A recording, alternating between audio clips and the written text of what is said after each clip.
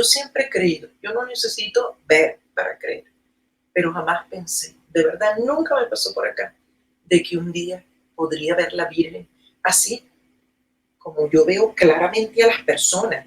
Y de improviso empiezo a sentir dentro de mi corazón un fuego, una cosa que me quemaba y una alegría que lo que quería era brincar y saltar, porque todo lo que he creído en mi vida se había hecho una realidad. Ella se empieza a poner como un humito transparente y sube así como una nubecita hacia arriba.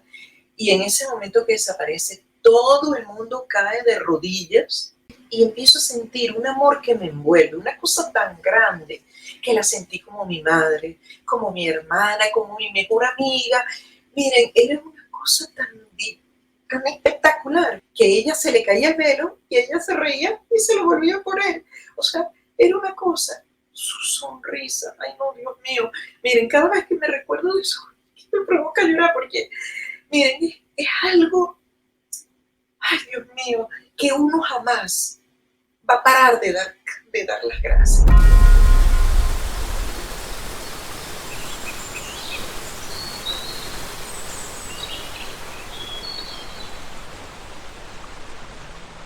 Yo soy María Gracia Bianchini de Hebrá, soy la tercera hija de la señora María Esperanza Bianchini y yo Bianchini. Nosotros somos 7 hermanos, por cierto, y somos 6 mujeres y un varón. El varón está en el medio y yo soy la tercera. Y todas mis hermanas tienen el nombre de la Virgen María, María Inmaculada, María Esperanza, yo, María Gracia, María Gromoto, que es la patrona de Venezuela, María Auxiliadora, María del Carmen. Y mi hermano se llama Giovanni Giuseppe. Bueno, ¿qué les puedo decir? Porque nuestra vida ha sido de verdad una aventura completa. Mi mamá, María Esperanza, desde muy pequeña, ella sentía al Señor en su corazón y a veces veía, bueno, con mucha frecuencia, veía, escuchaba y sentía en su corazón cosas que normalmente los seres humanos necesitamos a veces el oído, necesitamos la vista, las sensaciones. Y ella nunca necesitó nada de eso, era de lo más natural. Y de esa manera es que ella sentía como el cielo se expresaba y se expresaba del mundo. Y a ella la ayudaron como para ver bien claramente cómo iba a ser su vida, qué era lo que el Señor quería que ella hiciera. Bueno, ella nació en Venezuela, en Barranca del Orinoco, hacia el sur de Venezuela, donde tenemos unos ríos fabulosos, el río Orinoco y el río Caroní. Y fue allá donde ella nació y tuvo muchas ganas de ser religiosa, pero Dios cambió su plan. Y en un ensayo que hizo con la franciscana en el estado Mérida de Venezuela, ella sintió que su vocación no era ser religiosa, porque el Señor y su madre quería que ella estuviera en el mundo. Y le dijeron que ella sería esposa y madre de 6 rosas y un botón. Y bueno, así se cumplió. Y que iría a Roma. Y allá conocería al hombre de su vida, mi papá Gio Bianchini, que es italiano. Allá ellos se conocieron. Y fíjense ustedes, de verdad que lo de ellos es como una historia increíble. Y al final se casaron en la Basílica de San Pedro, en la capilla de la Inmaculada Concepción.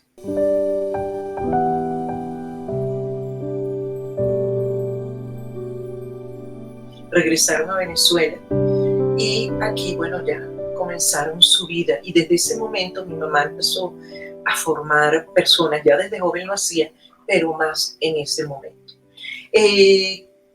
Cuando ella fue joven, ella tuvo una gravedad y se le presentó eh, la Virgen de Margarita, que nosotros le llamamos la Virgen del Valle, o cariñosamente le decimos la Vallita. Y le dice que le van a entregar a ella en un futuro, le va a dar una tierra de esperanza, una tierra donde vendrían miles que sería para la renovación de las almas, para encontrar un camino cerca de Dios, para que las familias puedan unirse. Y claro, mi mamá no se imaginaba, oye, ¿qué es lo que va a suceder? ¿Qué va a pasar acá? Y bueno, fue así que con los años, ya cuando ellos estaban en Caracas, poco a poco consiguieron esa tierra, una tierra de gracia que se llamaba Betania. Y en esa tierra fue que un 25 de marzo de 1976 se le presentó la Virgen Santísima a mi mamá, como María, Virgen y Madre reconciliadora de todos los pueblos. Y le dice su nombre y además rezad el rosario, porque esta es la dulce esperanza de la humanidad. Así que ese fue como el primer mensaje. ¿Qué nos trae la Virgen con ese título, María Reconciliadora? En estos tiempos que estamos viviendo, la humanidad está pidiendo el encuentro de ti mismo con Dios, con tu familia, con tus semejantes. Necesitas reconciliarte con Dios. Tienes que hacer las paces con Él. Sentirlo como un amigo, como un padre de verdad que te está escuchando. Porque totalmente creo que Dios se comunica constantemente con nosotros a través de pequeñas cosas, de símbolos en la naturaleza o en cosas que por acá dicen diosidencias, dicen en Venezuela, de casualidades, porque la verdad es que Dios no es ciego, ni sordo, ni mudo, y nos escucha constantemente. Y bueno, de esa manera, Él quiere que nos acerquemos a nuestra iglesia, escuchemos a nuestros guías, nuestros papas, a nuestros obispos, a nuestros sacerdotes, a nuestras religiosas, a todos aquellos que trabajan para la iglesia y tengamos fundamentalmente los mandamientos, que a veces cuando tú hablas con la gente ni se recuerdan. Y yo creo que esa es una forma, es la forma para vivir correctamente. ¿Y qué hizo Dios? Como somos tan duros de cabeza, vino, bajó a la tierra y entonces a través de sus evangelios nos ha dejado tips para vivir en fraternidad, en paz entre nosotros. Y ese es el mensaje que su madre trae, porque no es nada nuevo. Ahí tenemos los evangelios. Y de esa manera uno puede practicar los sacramentos, los 4 pilares: meditación, oración, confesión y Eucaristía. Ustedes saben lo que es tomar la Eucaristía. Ni los ángeles pueden meter a Jesús en su boca. En cambio nosotros tenemos a Dios y Él entra dentro de nosotros, renueva todas nuestras células y como que nos quitan una venda de los ojos para que nosotros veamos cuál es la voluntad de Dios y hagamos lo correcto, porque yo creo que en el fondo toda la humanidad sabe lo que es el bien y lo que es el mal. Lo que pasa es que la humanidad se ha puesto muy cómoda y entonces trata de que el mundo se adapte a ellos, de que Dios se adapte a ellos, cuando nuestra vida, verdaderamente para ser feliz, debería dar vuelta alrededor de Dios. Dios es nuestro centro. Y cuando Dios es nuestro centro, nuestra vida está totalmente equilibrada. Y uno empieza a sentir una felicidad interna, porque estás haciendo lo que Dios quiere.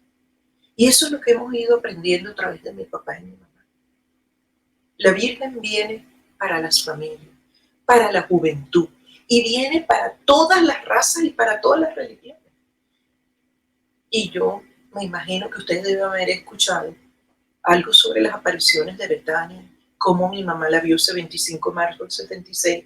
Y fue el 25 de marzo de 1984 donde esta aparición de la reconciliadora da un vuelco al mundo, porque no la veía una persona, la vimos 150 personas. Yo como hija de mi mamá, yo siempre he creído, yo no necesito ver para creer, pero jamás pensé, de verdad nunca me pasó por acá, de que un día podría ver la Virgen así, como yo veo claramente a las personas, no, no es un reflejo, no es una mata, no, nada, una persona real. Ese día la vimos 7 veces desde las 3 de la tarde hasta las 6 y fue impactante. Resulta que se había hecho, donde se encuentra la aparición de la Virgen, hay una gruta de la cual mana una cascada y hay un nicho con la imagen de la Virgen. Pero la Virgen aparece sobre la cascada con unos metros hacia adentro. Y al lado de esta gruta había una gran montaña que en 1983 ella le pide a mi mamá que se haga, como quería su capilla, que se tumbe ese terreno.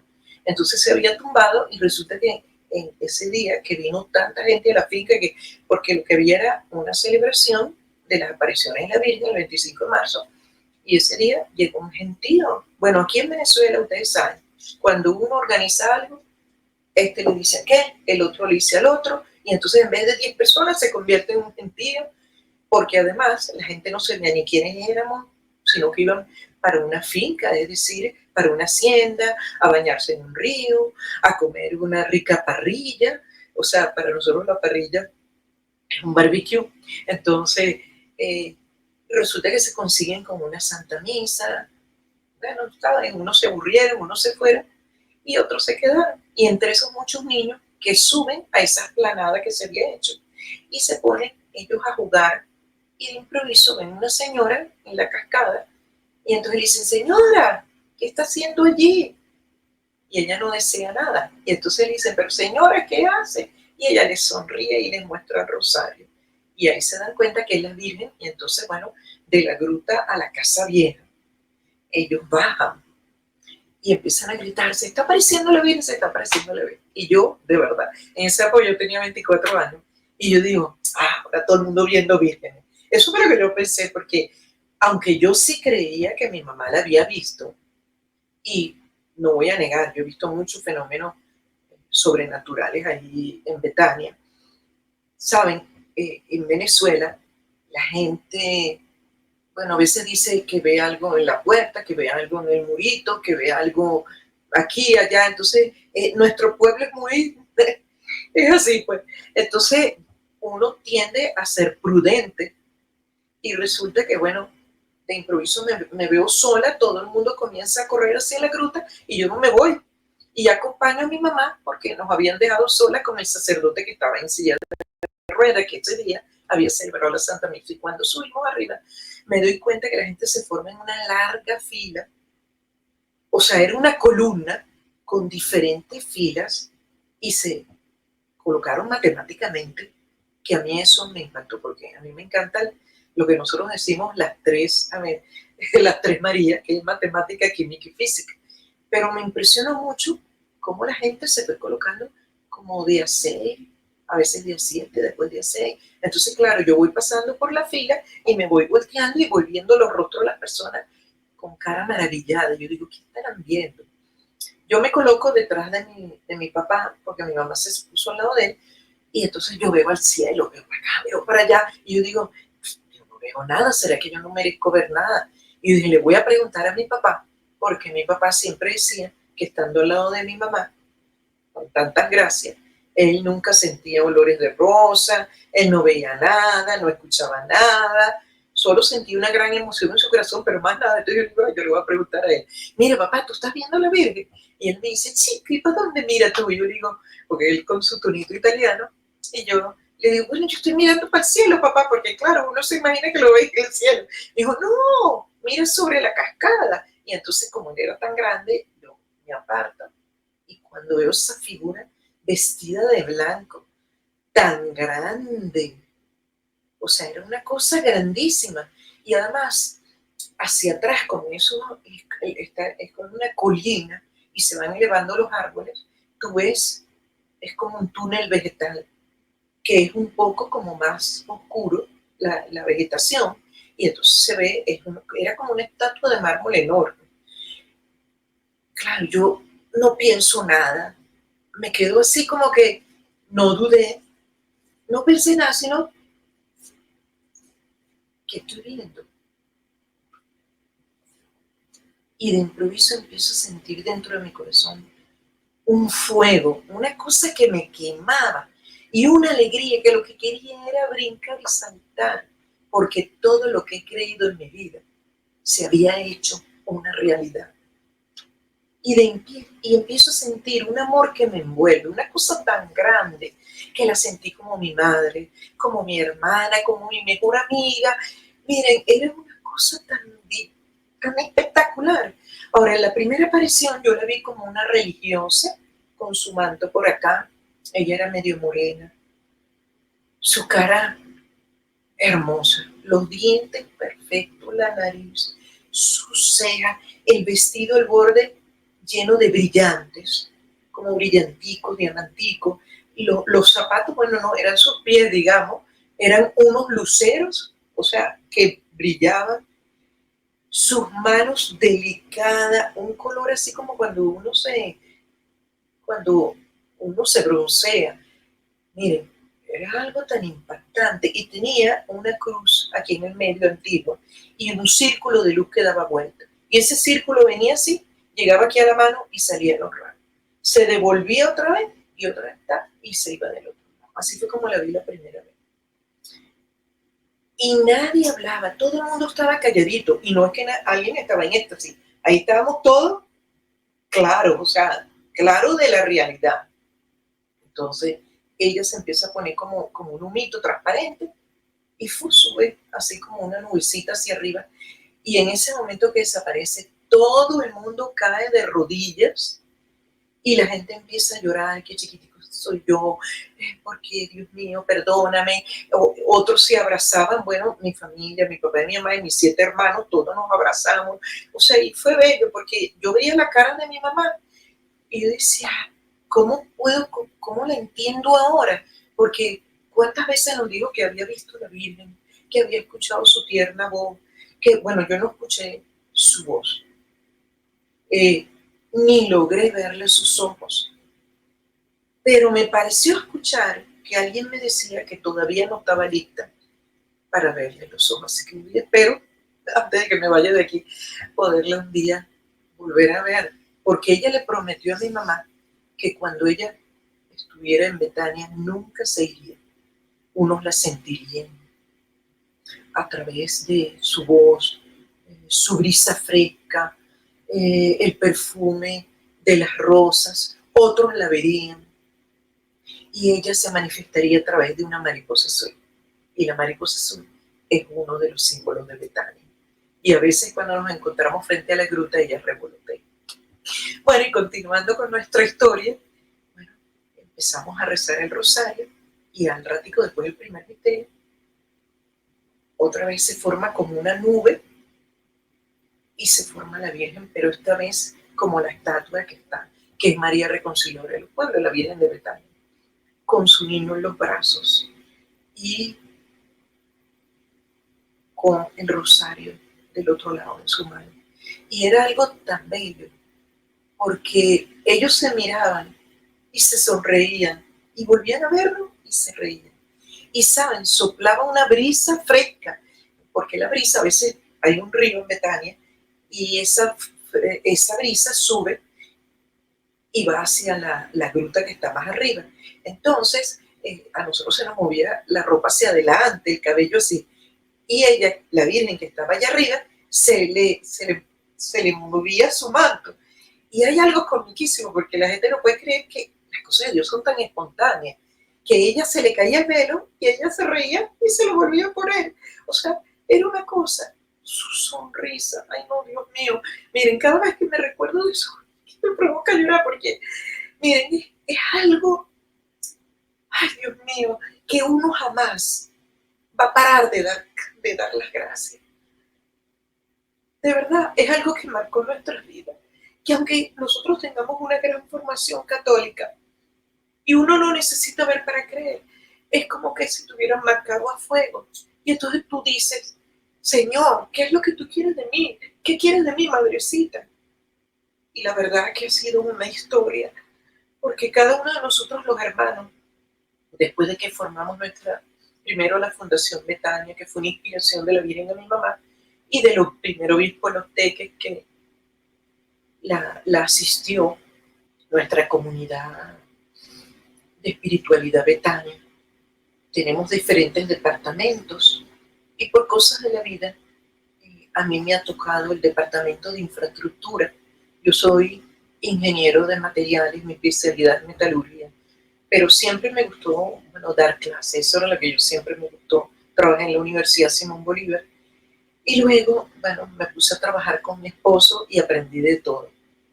Aprendí computación, aprendí a trabajar en línea blanca, eh, bueno, de todo, ferretería. Y a la vez en casa, bueno, todas las hermanas aprendimos a cocinar con mi mamá y ella me ponía a, a colgar cuadros, a arreglar flores, que ella tenía eh, algo muy espontáneo con respecto a todo lo que es el color, las formas, arreglar las cosas de una manera tan bonita. Y yo creo que eso quedó dentro de uno, eh, y esa es la labor que actualmente estoy haciendo, construyendo oratorios, capillas pequeñas y arreglándolas por dentro con las imágenes de los santos, con las advocaciones de María, haciendo un poquito de urbanismo en lo que es jardines. Eh, bueno, algo muy lindo que jamás pensé que lo iba a hacer de verdad. Estuve asustada porque mi mamá, ella falleció en el 2004 del mal de Parkinson y hasta ese momento yo trabajé con mi esposo y decidí que ya había que dar un cambio.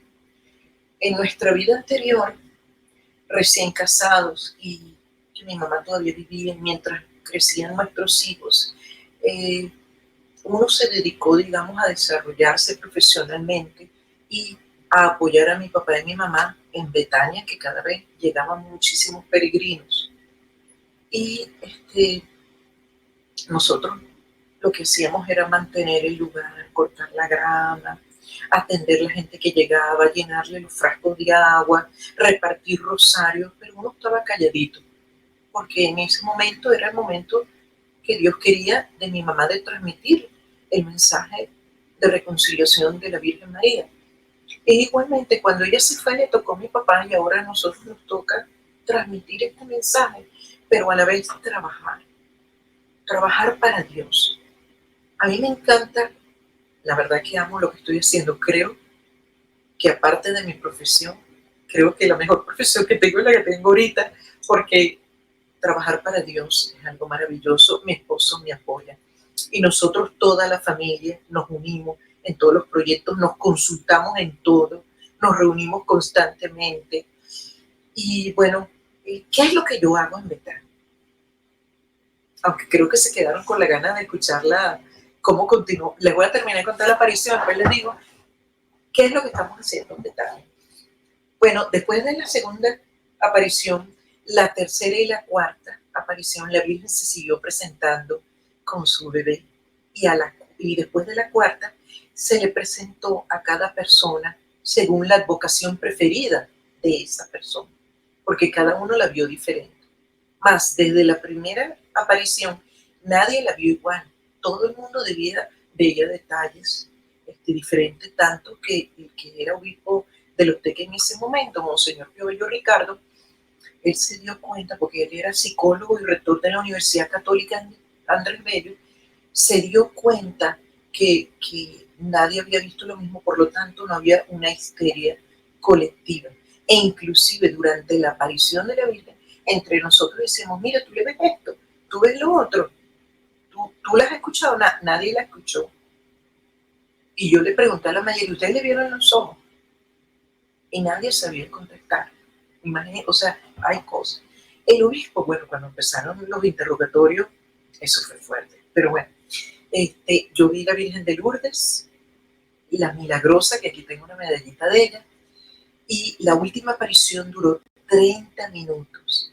Y cuando la Virgen estaba ahí, todo se puso como anaranjado, y detrás de ella se veía un señor con un bastón, que yo supuse que era San José porque estaba más lejito, no lo veía bien, y atrás se veía como un ángel con unas alas inmensas. Bueno, después de eso se fue al obispado de Los Teques, se presentaron los testimonios y Monseñor decidió interrogar a la juventud en conjunto. Y eso era, dime que te diré, para acá, para allá. Y entonces decía, si ustedes creen que me van a convencer que no le vieron, bueno, yo acabo de venir de ver no sé qué cosa, algo, venía de un exorcismo, una cosa así. Y entonces él decía, sí que yo he visto de todo. Pero entonces empieza a interrogar.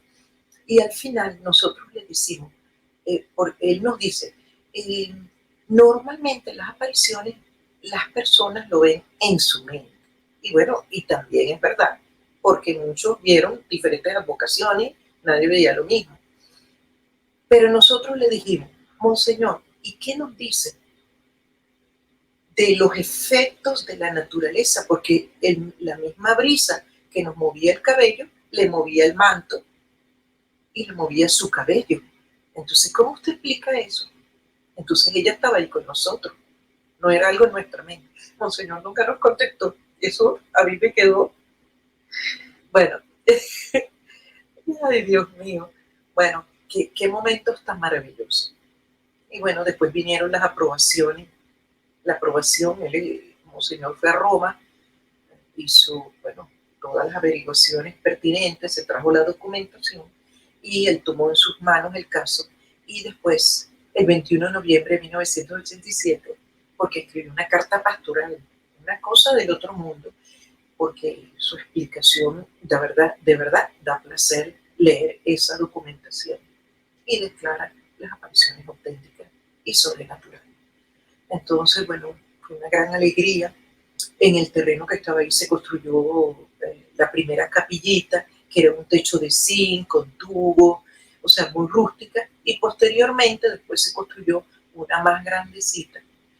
Y el terreno alrededor, o sea, que donde ocurrió la aparición, se donó a la iglesia. Y se abre el santuario de Betania con un nuevo párroco, el padre.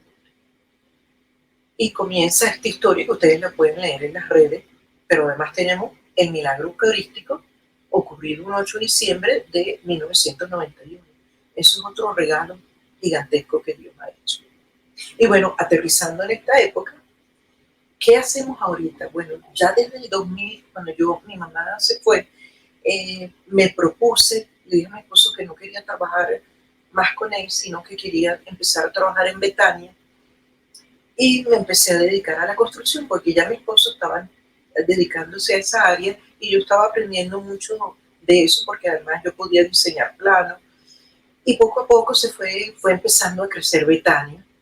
Entonces comenzamos con el trapiche, que ese fue eh, una de las construcciones que la Virgen le había dicho a mi mamá cuando era jovencita, que la tierra la iba a reconocer porque iba a ser cruzada por un río, iba a haber una casa vieja que estaba hecha de bajareque, con su techo de zinc. Igualmente así era el trapiche del lugar, o sugar mill, como se dice, donde se producía el jugo de caña, donde se hacía el papelón con ese jugo de caña, había unos hornos. Bueno, entonces ese lugar, necesitamos un lugar de encuentro, de reunirnos, nuestro movimiento, y decidimos entre todos, bueno, vamos a cambiar esto. Y yo con mi esposo y algunos miembros de nuestro movimiento lo transformamos porque tiene dos niveles. Y se hizo como una pequeña capilla dedicada al Espíritu Santo y en el otro lado como una especie de comedor para 120 personas, una cocina, entonces, y elevamos el techo, tiene una campana gigante de la época de antes. Bueno, bello, ese fue uno de los primeros trabajos. Y mientras tanto, mi papá comenzó a construir, se tumbó la casa vieja y se empezó a construir algo que nosotros llamamos el museo.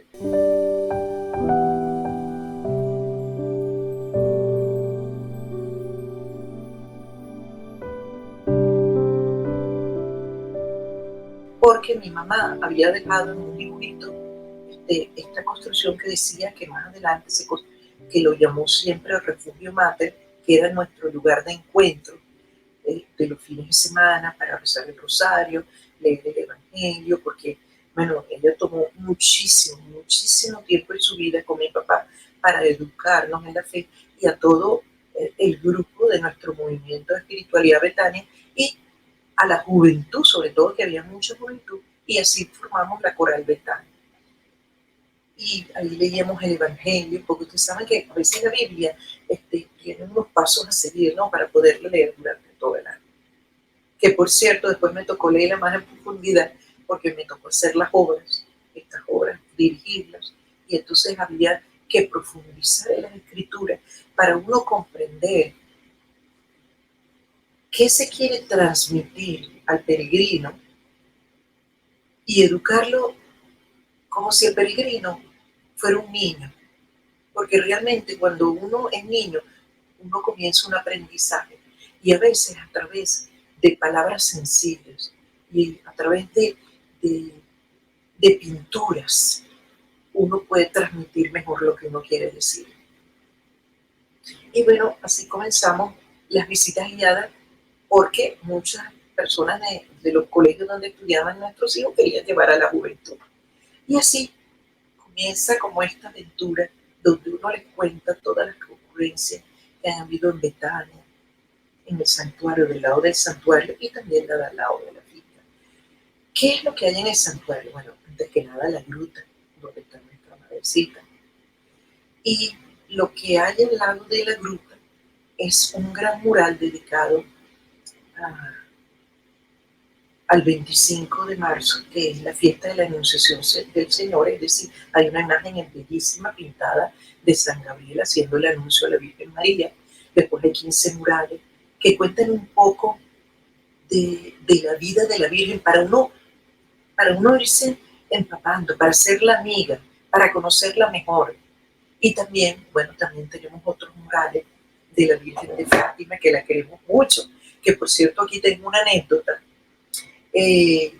Justamente el 25 de marzo de 1984, muchos deben recordar que el Papa Juan Pablo II consagró al Inmaculado Corazón de María, consagró el mundo. Y qué cosa que ese mismo día ocurrió la aparición en Betania, en la tarde, horas después, ¿no? ¿No les parece que eso tiene un gran significado? Es algo para reflexionar. ¿Y qué otra cosa tenemos? Bueno, tenemos unas imágenes de Santa Ana, de San José, con mensajes del Papa Francisco, oye, para tocar el corazón de los jóvenes con respecto a las personas mayores que hoy en día están muy abandonadas. Hoy todo el mundo piensa en sí mismo, todo el mundo se quiere desarrollar y uno deja a los ancianos, a los papás solos. Bueno, en Venezuela, con las cosas que hemos vivido, se ha ido mucho la juventud y a veces oye, me da demasiado dolor ver tantos padres solos que están enfermos y, ay, miren, esto es de verdad bastante duro. Uno debe tener como un poco de corazón y caridad hacia la gente mayor y hacia los jóvenes, hacia los niños. No podemos olvidarnos de ellos de verdad. Entonces me pareció muy importante que esos pensamientos del Papa Francisco y otros con respecto a la confesión puedan llegar al corazón de las personas. También tenemos una plaza con la forma del mapa de Venezuela. Y podemos rezar el rosario de esa manera. Los Via Crucis, hay unas imágenes dedicadas a Santa Clara, a San Francisco de Asís. Los pensamientos de reflexión son de Santa Clara y San Francisco en cuanto al Via Crucis. Después el rosario hemos colocado los papas desde el Papa Pío IX, Papa Francisco. Tenemos los santos franciscanos, santas franciscanas, para conocerlos un poco porque mi mamá amaba muchísimo a San Francisco de Asís y ella lo tomó como un modelo para llevar su vida espiritual, al igual que Santa Teresita del Niño Jesús. Y bueno, también, ahora que es lo más bello, tenemos que gracias a Dios, el obispo de Los Teques, de nuestra diócesis, dio la autorización para poder construir una sacristía y la capilla del Santísimo. Este es un proyecto ya de hace muchos años y finalmente, hace un año y medio, casi 2 años, fue aprobado por el obispo y nos dio el sello y comenzamos la construcción y estamos a punto de terminarlo. De verdad, algo bello, porque no hay cosa más maravillosa que tener al Señor viviendo ahí en Betania, porque el Señor va y viene con el rector del santuario y las religiosas que lo traen todos los fines de semana, sábado y domingo, que son las misas a las 11, pero ahora, oye, el Señor ha permitido que se hagan estas obras con la colaboración de muchas personas y quedarse ahí. Y qué cosa más bella que allá adentro vamos a tener un cuadro con el milagro eucarístico. Y vamos a tener también una imagen de Carlos Acuti, que lo queremos mucho porque él está haciendo conocer en el mundo las apariciones de Betania, debido al milagro eucarístico, porque él estudió el milagro eucarístico de Betania. Bueno, ¿qué les puedo decir? Y después cuando uno pasa dentro de la finca, ya es algo diferente. Después del almuerzo subimos a ver unos oratorios de lo más, que fueron inspirados a mi mamá por la Virgen Santísima, como es la réplica de la Santa Casa de Loreto, o la Santa Casa de Nazaret, la cual en tiempos muy difíciles de persecución, como en 1291, la casa viajó y se posó después de unas tocadas, porque primero se paró en Croacia y después fue para Italia, y se quedó en una colina alta, en la zona de Le Marche, en Ancona, cerquita de Ancona. Y es un lugar como porque la Virgen Santísima quiere que las familias se reúnan ahí. Y hay algo bello, ¿saben? Que en el techo es abovedado y tiene unas estrellas, igual que el original. Y nosotros se nos ocurrió decirle a los peregrinos, porque tenemos oraciones de consagración a la familia, que mientras leemos eso, ellos escojan una estrella del techo y entonces se queden ahí con sus familias, de manera que todos los fines de semana que hacemos la visita guiada y vienen otros peregrinos y ellos se consagran, ellos también se queden ahí y puedan recibir constantemente oraciones para que sus familias se mantengan calientitas, unidas y bajo nuestras oraciones de verdad. Y bueno, es un lugar para reflexionar sobre qué vino a ser Jesús entre nosotros, cómo convivió la Virgen con sus padres, porque cuando ella era pequeña convivió ahí con Santa Ana y San Joaquín, y después la belleza de la convivencia de María, José y Jesús. Jesús niño, Jesús adolescente, Jesús hombre, vivir en medio de la humanidad, aprender de sus padres humanos y a la vez ellos, sus padres, aprender de su hijo. Debe haber sido una cosa espectacular para reflexionar constantemente. Hay una ventana que se llama la finestra del ángel, la ventana del ángel, por donde dicen que entró el ángel para hacerle el anuncio a María. También ahí San José se enfermó y luego murió. Entonces, es la casa del enfermo, es la casa de la viudez. Y cuando ustedes visitan Loreto, allá en Italia, van a ver muchísimos enfermos. Es sumamente conmovedor. Entonces nos quisimos traer un pedacito de allá y nos traímos la imagen de la Virgen de Loreto, que es la patrona de los aviadores, de todos aquellos que viajan. Hay muchos detalles bellos. Y después uno camina hacia una colina que se llama Monte Sion. Y ahí decidimos construir un cenáculo. No es igualito al de Israel, pero un lugar donde cuando uno llegue, uno se siente unido a Jesús y a los apóstoles. Y justamente hay unas reflexiones del Papa Juan Pablo II, del Papa Benedicto XVI, que me encanta. Este, de cómo qué debe haber sentido Jesús durante la Santa Cena, acompañado de sus apóstoles, que no comprendían que venía un cambio, que Jesús ya no iba a estar con ellos, sino de otra manera. Y, y esa despedida que solo Jesús sabía, cuando come con ellos, comparte el pan, el vino, nos deja su cuerpo y su sangre para siempre, les lava los pies. Son lugares hermosos que posteriormente, entonces vino el Espíritu Santo, e iluminó a esos pescadores que no sabían nada y después les dio una memoria del otro mundo para llegar a donde estamos ahorita. Miren el tiempo que ha pasado y nuestra iglesia sigue floreciente, porque lo que es de Dios jamás va a terminar. Y bueno, también pusimos allí la dormición de la Santísima Virgen, porque cuando uno viaja allá a Jerusalén, cuando uno visita el cenáculo, al frente está la iglesia de María María, que recuerda la dormición de la Santísima Virgen. Y entonces uno toca todos esos temas de ella. Y después tenemos otro oratorio también dedicado a la dolorosa. Eso es para que todos sepan de qué es la visita guiada.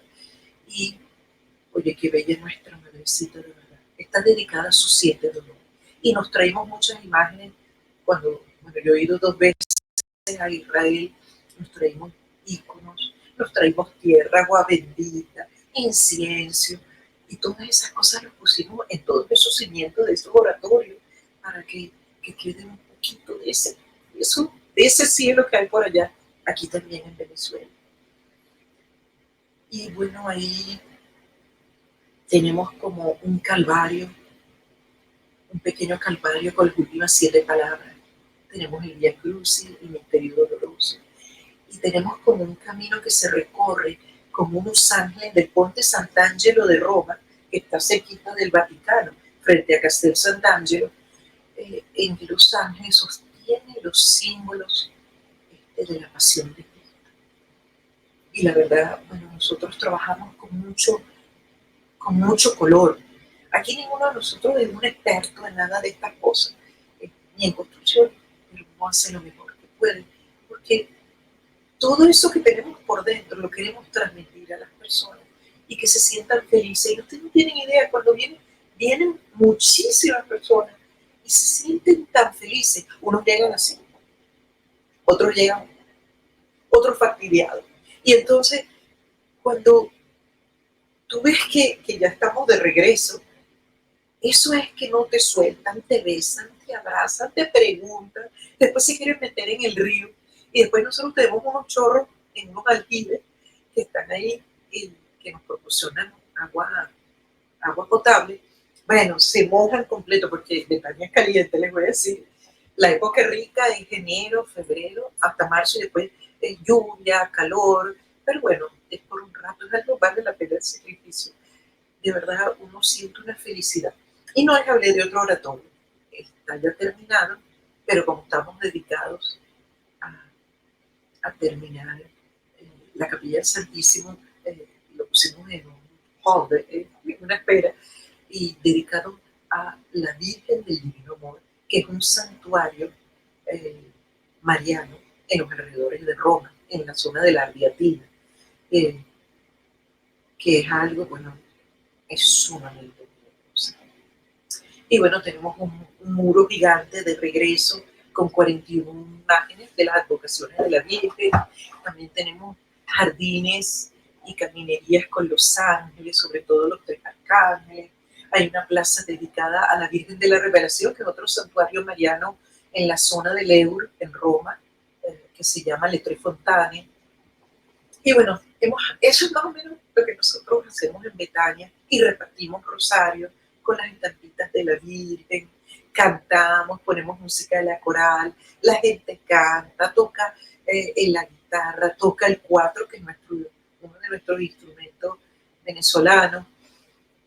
Y bueno, la idea es que la gente se lleve un poco de esa alegría, espontaneidad, amor, fortaleza, porque oye, nos necesitamos apoyar, tener mucha fortaleza para resistir las pruebas de la vida.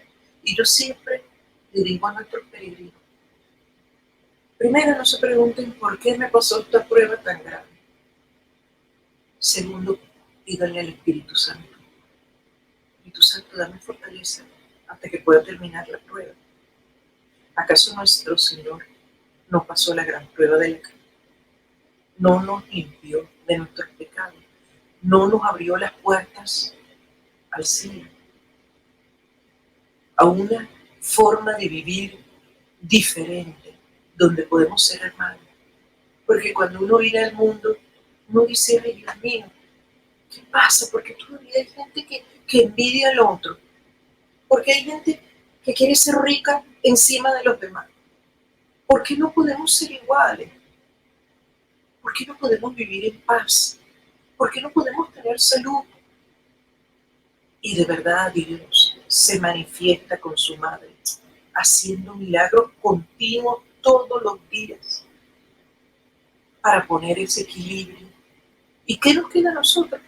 Rezar el rosario, rezar, ir a la Santa Misa, recibir a nuestro Señor, para poder apoyar a todas esas almas en el mundo que nos necesitan, que están postradas en las cárceles, en los hospitales, en los orfanatos, que están solas en casa y que nadie se cuida de ellos, a los que verdaderamente están solos, a aquellos que tienen impedimentos físicos o impedimentos mentales, o sea, o aquellos que la humanidad juzga porque son diferentes.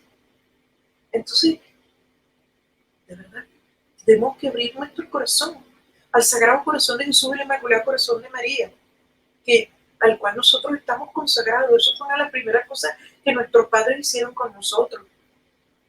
Miren, de verdad, tengan un corazón como Dios. Es verdad, somos débiles, caemos, si no, no seríamos humanos. Pero tenemos que levantar cabeza, tenemos que seguir adelante, tenemos que seguir luchando, que no vengan esas depresiones o gente que te diga no puedes o tú no sirves. Todos servimos para lo que Dios quiere, todos. Ahora, hay cosas que se notan más, bueno, que se noten más, que importa, pero tú estás haciendo lo que tú tienes que hacer. Y no pensemos en nuestros derechos constantemente, sino en nuestro deber para con Dios, sin temer. Hay un don del Espíritu Santo que amamos mucho, que es el temor de Dios, porque mi mamá lo quería muchísimo. Y no es de tener miedo que Dios te va a castigar, no, nada de eso. Es que cuando cometes un error y pecas, entonces, oye, se siente un gran dolor en el corazón, porque hemos herido a Dios. Entonces hay que recuperarse. ¿No ven que lo que Dios quiere es que seamos los santos? La Virgen de Betania viene para la santidad de la familia, no santos solo. Y después que vean a ver los demás cómo se las arreglan, no, nos vamos a ayudar a nuestra familia. Y aunque pensemos que hay hijos que son insalvables o personas, no, la oración logra todo. Y les voy a decir, mi esposo en el 2020 sufrió el COVID aquí en Venezuela. Y su caso fue uno de los más graves. Y él sobrevivió. Y él, aparte del COVID, le dieron ahí mismito todas las consecuencias en la clínica. Estuvo 5 meses en la clínica hospitalizado y después 3 meses en nuestra casa. Y después, poquito a poco, se fue recuperando. Envejeció, parecía un esqueleto. El cuerpo de un muchachito de 14 años. ¿Y ustedes creen que él le dijo a Dios, ¿por qué me hiciste esto? No. ¿Saben qué me dijo a él? Y tú todavía me conmueve. ¿Cómo Dios me ama? La primera vez que finalmente me dejaron verlo, porque estuve un largo tiempo sin verlo. Me dijo, ¿cómo Dios me ama? Estaba en un precipicio y Él me rescató. Y eso a mí me tocó tanto, porque rezamos como locos. Le rezamos al Santísimo Sacramento todos los días, así hora de oración. ¿Se acuerdan que no podíamos ni ir a la misa? Y todo tenía que ser por la televisión, por las redes. Entonces, yo me aboqué tanto a eso. Y a veces sentía que me iba a desmayar, pero nunca paré de rezar, porque yo confiaba en Dios. De verdad, siempre confié en Él. Y hace como 1 año y medio, mi nieta más chiquita de 2 años tuvo un tumor en el cerebro. Y todos decían que era maligno. Y después de la operación, vieron que era maligno. Y luego, cuando se le hicieron todos los exámenes en Estados Unidos, Dijeron que no lo era y no necesito quimioterapia ni nada, otro milagro de Dios. Y no porque yo tengo a mi mamá tan cerca, porque ella está en el cielo, sino porque uno cree en Dios. Yo creo en Dios. Yo creo en la Virgen y sé que ella está allí escuchándolo. Así que uno tiene que saber qué pedir, no exigir. Y bueno, discúlpenme, es que yo soy muy emotiva, pero ya vieron cómo hablo y todo, que río, lloro, parezco una loquita. Pero bueno, yo quiero que este mensaje les llegue, los roce, los salpique de las aguas de Betania, esas aguas santas, en las que yo he visto paralíticos levantarse y ciegos ver, en el que he visto tantas sanaciones, porque Dios siempre ofrece un consuelo. No dejen de visitar los santuarios alrededor del mundo, esos santuarios marianos donde la Virgen ha puesto su vida. Qué bella es María, ¿verdad? Que nos viene a consolar, a pasarnos la mano por la cabeza. Bueno, yo hablo así porque lo siento tan cerca, que ellos son nuestra familia, el cielo está entre nosotros y se hace más palpable durante la Santa Misa, durante la consagración. Así que miren, tengan ánimo, porque cuando menos se los piden, Dios viene a sus vidas, los toca. No tengan miedo de profesar su fe, nunca. No se avergüencen de Dios, no se avergüencen de su fe. Y aunque vayamos en contracorriente, aunque te digan esto y lo otro, Dios está con usted, siempre. Y bueno, me voy a despedir y de verdad que Dios los bendiga y cuente con nuestras oraciones. Queremos mucho. Gracias por tener paciencia con esta señora. Salud.